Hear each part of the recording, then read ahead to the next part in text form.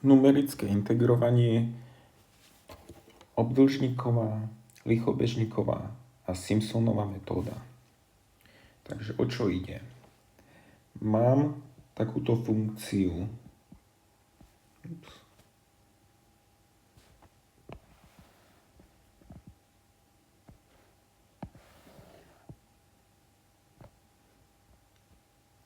Mám tu bod A, povedzme, že nejaký interval, bod B, tu nám začína tá funkcia, tu nám končí a je napríklad takáto.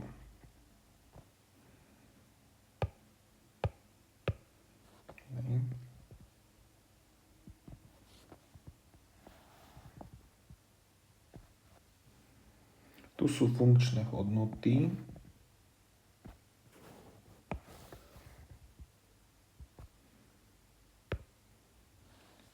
Tu je funkčná hodnota v bode A, tu je funkčná hodnota v bode B a funkcia sa bude volať, čo ja viem, že to je funkcia f, tak. Chcem zistiť obsah tejto plochy. Keď by som chcel presne, tak to S-ko sa dá vypočítať cez integrál funkcie f x dx interval od A po B. No a dá sa to približne tými tromi metódami. Prvá metóda mi hovorí, že ten obsah, napíšem, že to je obdĺžniková metóda,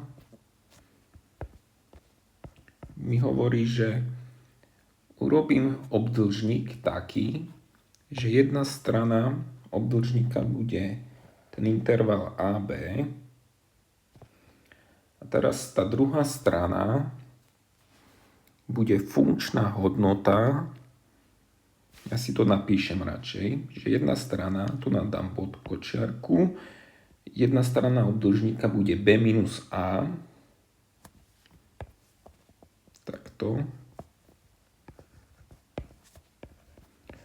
krát, a druhá strana bude funkčná hodnota tej modrej funkcie, teda funkčná hodnota, a v zátvorke bude také, že A plus B lomeno 2. Čo to je A plus B lomeno 2? Keď chcem nájsť stred úsečky AB, tak zoberiem súčet bodov a vydelím dvomi. Ja to znázorním zeleným. To je táto hodnota. A funkčná hodnota to bude toto.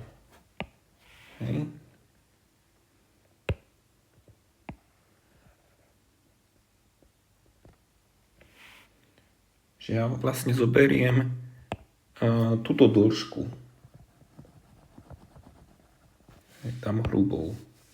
Alebo tam červenou rovno. Že to je druhá strana obdĺžnika. Že vlastne ten obdĺžnik bude takýto. Dám si útvary.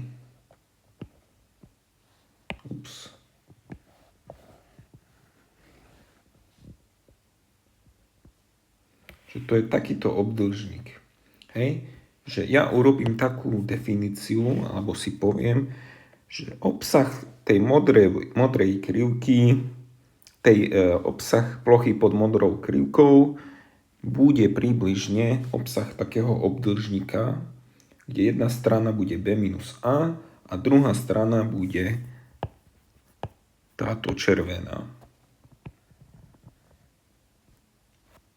A táto červená sa vypočíta ako funkčná hodnota v tomto bode. Si dám, že to je že to je a plus b deleno 2. Hej. Tých obdĺžnikov môžem urobiť viacej. Nebudem to robiť, len poviem slovne. Môžem urobiť viacej, že tých intervalov, tu je jeden obdĺžnik, čiže jeden interval. Tých intervalov môže byť n, že by som robil viacej obdĺžničkov, aby som dostal presnejší výsledok. Dobre, čiže to je obdĺžniková metóda. Obdĺžniková metóda. Teraz chcem druhú, že chcem urobiť lichobežníkov. Čiže nebude to obdĺžnik, ale bude to lichobežník. Aký? Alebo ako sa to robí, hej? Toto si chcem vymazať. Počkajte, mám tu gumu.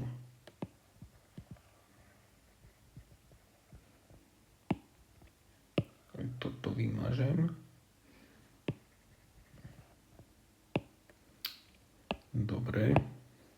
Zase máme tú istú funkciu a pri tej lichobežníkovej urobím to, že tie body spojím rovnou čiarou. Toto urobím. Vznikne mi lichobežník. Hej, prečo? No lebo toto, hej, aj tu celé. Prečo mi vznikne lichobežník? No základňa 1 je tu na, hej, tu je Z1, Z2, výška bude táto strana, čiže tento interval. Hej, prekreslím to radšej, lepšie bude vidno. Hej, čiže to mám zhruba takýto lichobežník.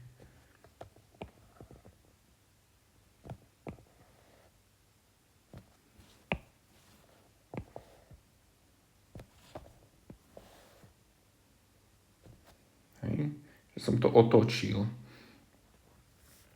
Čiže vlastne výška bude b minus a. Hej. Tu je bčko, tu je ačko. Že výška toho lichobežníka je b minus a. Hej. Výška označím B. Takže to je vlastne táto strana.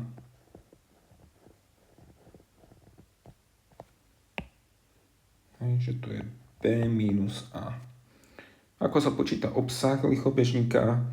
Že základňa, to je táto tu vzdialenosť.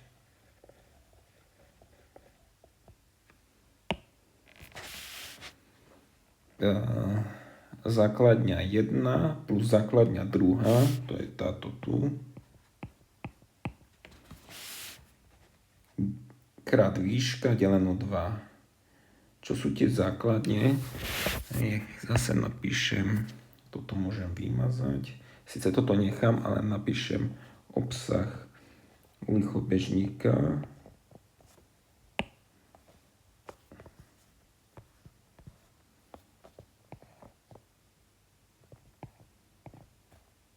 Sa rovná.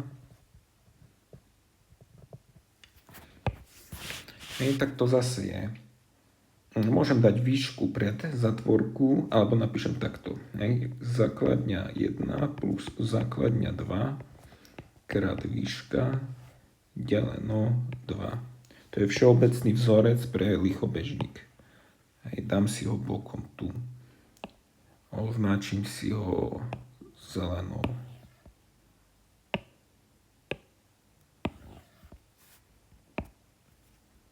Alebo čo ja viem.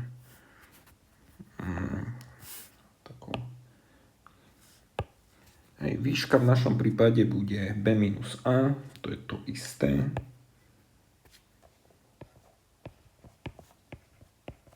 Krát, teraz čo sú základne? Základne sú vlastne funkčné hodnoty, že toto tu je vlastne funkčná hodnota v Bčku. Toto tu vzdialenosť.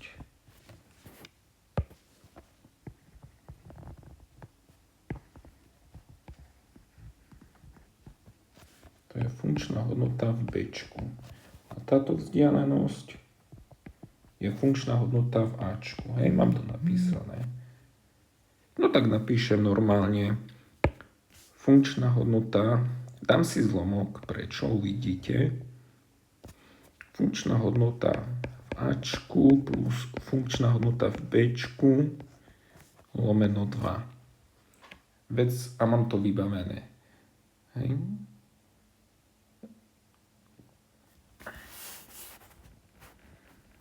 Toto oddelím si.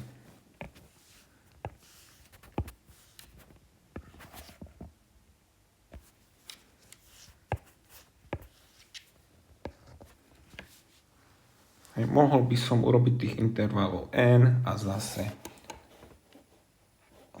Hej, by som to mal cez sumu. A posledná metóda je Simpsonová. To urobím osobitne. Hej, toto bola metóda Lichobežníková.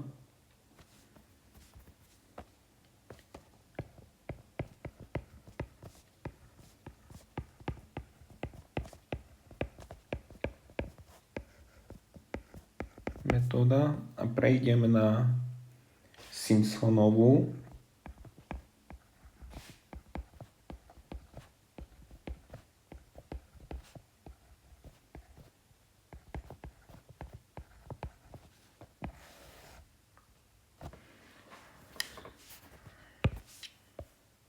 Čiže budem mať takúto funkciu. Zase.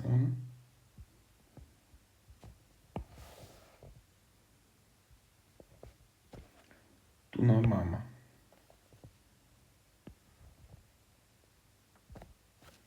To som nechcel.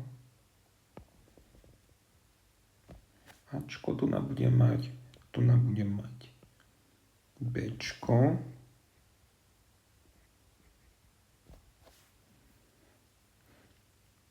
A v strede budem mať ešte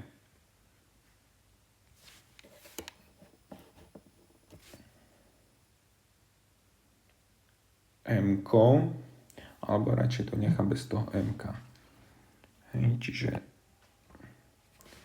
mám takúto modrú funkciu. Tu je jeden bod, tu je druhý bod.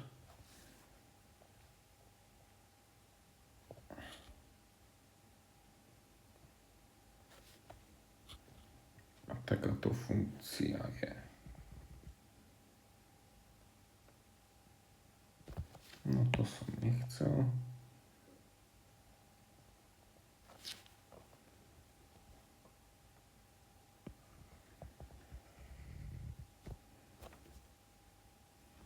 Hej. No a teraz čo urobím?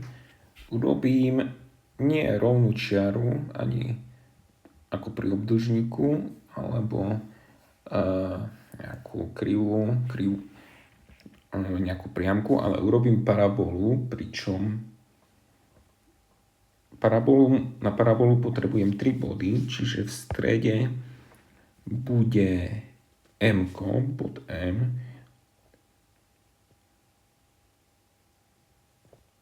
že niekde tu a pôjde takto. Označím to ako bod M. Toto je A, toto je B. Hej, tie body píšem na vodorovnú os. Hej, vlastne to sú súradnice bodov.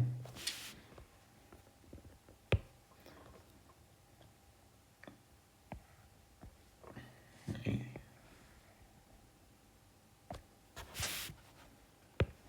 Čiže tu bude funkčná hodnota v Ačku, funkčná hodnota v Bčku.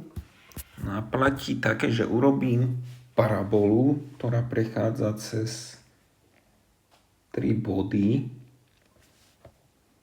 Jeden bod je tento, druhý bod je tento červený, tretí bod je tento. Čiže parabola bude mať takýto tvar. Ešte raz. Ja si ju ešte zmením.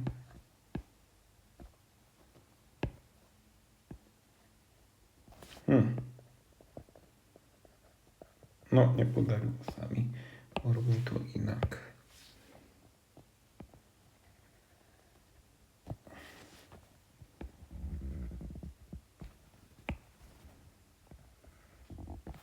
Takýto tvar.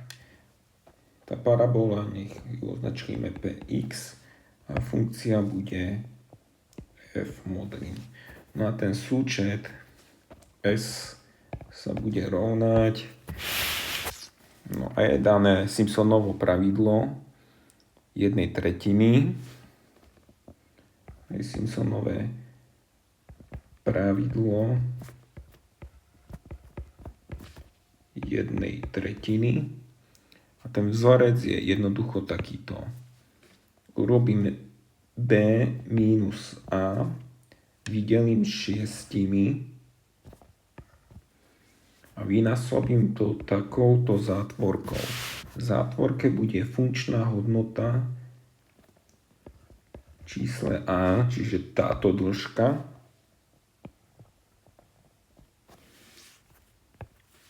plus funkčná hodnota v čísle b, čiže táto dĺžka,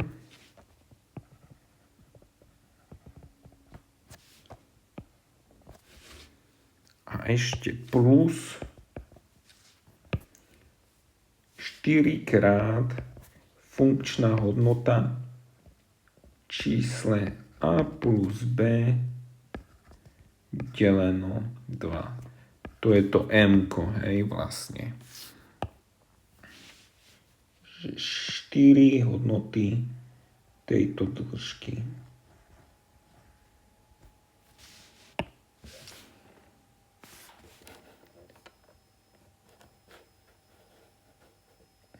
To m-ko mi vlastne hovorí aj o tom, že koľkokrát sa to dá deliť, ale toto je podstata. Že zopakujem, obdĺžniková metóda, urobím obdĺžničky, čiže interval násobím funkčnou hodnotou v strede urobím bod intervalu a násobím funkčnou hodnotou lichobežníková, vytvorím lichobežník. A Simpsonová vytvorím parabolu.